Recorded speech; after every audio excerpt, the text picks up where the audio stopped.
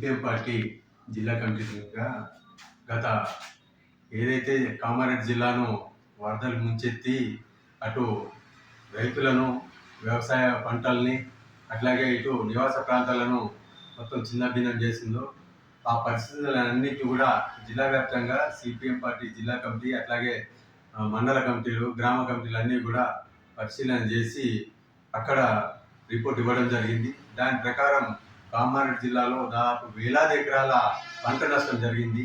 ఆ పంట నష్టం అనేది బాగా తీవ్రమైన పరిస్థితిలో ఉన్నది. దాదాపు ప్రతి జిల్లాలోని మొత్తం 40 నుంచి 45 చెరువులు మొత్తం తెగిపోయి ఆ చెరువుల కింద ఉండే మొత్తం పంటలన్నీ కొట్టుకుపోయినాయి. అట్లాగే చెరువు మీదికి ఏదైతే గ్రామాలు ఉంటాయో అవి కూడా దెబ్బతిన్నాయి.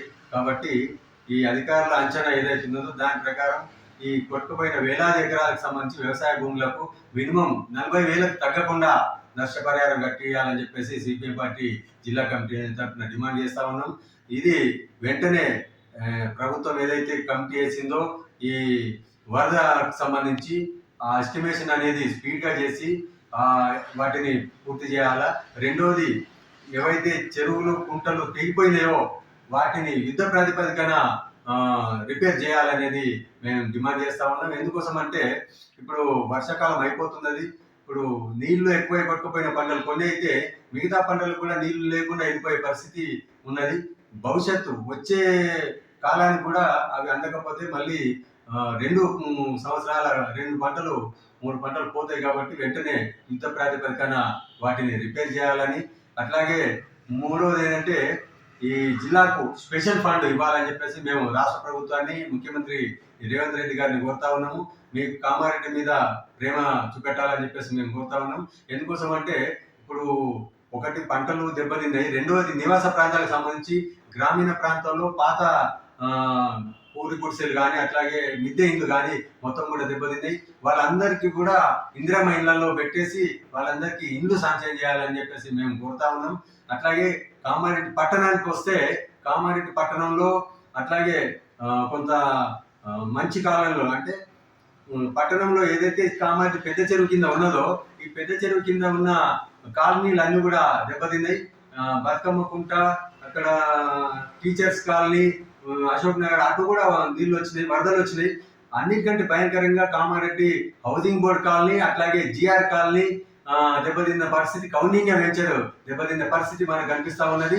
కానీ ఇక్కడ అధికారులు ఏదైతే ఉన్నదో రాష్ట్ర ప్రభుత్వము స్పందించిన తీరును మేము అప్రిషియేట్ చేస్తా ఉన్నాము. ఎందుకంటే ప్రభుత్వం చాలా స్పీడ్గా స్పందించింది.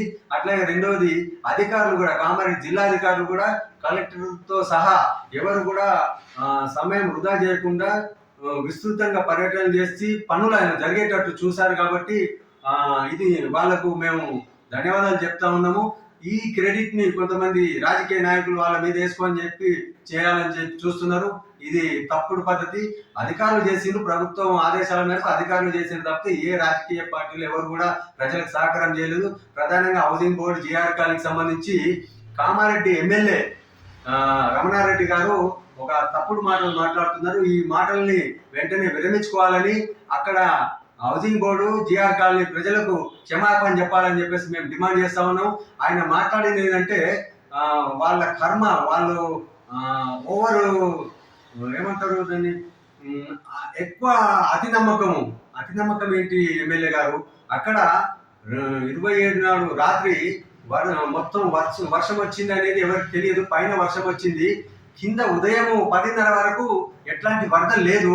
కాబట్టి అందరూ కూడా ఉదయం పనులకు వెళ్ళిపోతారు తప్పితే వరద వస్తుంది కాబట్టి సామాన్ చదువుకోవాలని ఎవరు ఆలోచన చేయరు. 10:30 తర్వాత ఒక్క 40 నిమిషాలలో మొత్తం అటు కిలోమీటర్ ఇటు కిలోమీటర్ తోని GR colony housing board Koundinya venture మునిగిపోయిన పరిస్థితి కనిపిస్తా ఉన్నది. ఎలక్ట్రానిక్ వస్తువులు పోతే మేమేం చేయాలంటారు. ఒక్క కుటుంబానికి సంబంధించి, ఒక ఇంటికి సంబంధించి హౌసింగ్ బోర్డులో కానీ జిఆర్ కాలనీలో కానీ కౌండిన్య వెంచర్లో కానీ దాదాపు 10 నుంచి 15 లక్షల నష్టం కుటుంబానికి జరిగింది. గవర్నమెంట్ 11,500 ప్రకటించడం అనేది సిగ్గుచేటు. ఖచ్చితంగా వాళ్ళందరికీ ఆ వస్తువులు అనేది ఎమ్మెల్యే గారు కొనిస్తారా, గవర్నమెంట్ తో ఇప్పిస్తారా, ఏదో ఒకటి చేయాలని చెప్పేసి గవర్నమెంట్ మాత్రం 10 లక్షలకు తగ్గకుండా ఆ కుటుంబాలకు నష్టపరిహారం ప్రతి కుటుంబానికి ఇవ్వాలని చెప్పేసి మేము సిపిఎం పార్టీ జిల్లా కమిటీ తరఫున డిమాండ్ చేస్తా ఉన్నాం. అందుకని ఆ ప్రజలు కూడా ఖచ్చితంగా మనం ఏదైతే నష్టపోయిన ఉన్నదో అది గవర్నమెంట్ తప్పిదాం. ఇప్పుడు ఎమ్మెల్యే గారు అంటున్నారు బఫర్ జోన్ లో కట్టిండ్రు, లేకపోతే నాలాలు ఆక్రమించిందని. మరి ఇప్పుడు సంవత్సరంన్నర 2 సంవత్సరాలు కావస్తున్నారు. 2 సంవత్సరాల నుంచి వాటన్నిటిని మీద చర్య తీసుకోకుండా మీరు ఎందుకున్నారు? మీరు ఎందుకు ఆ పనులు చేయలేదని చెప్పేసి మేము ప్రశ్నిస్తా ఉన్నాము.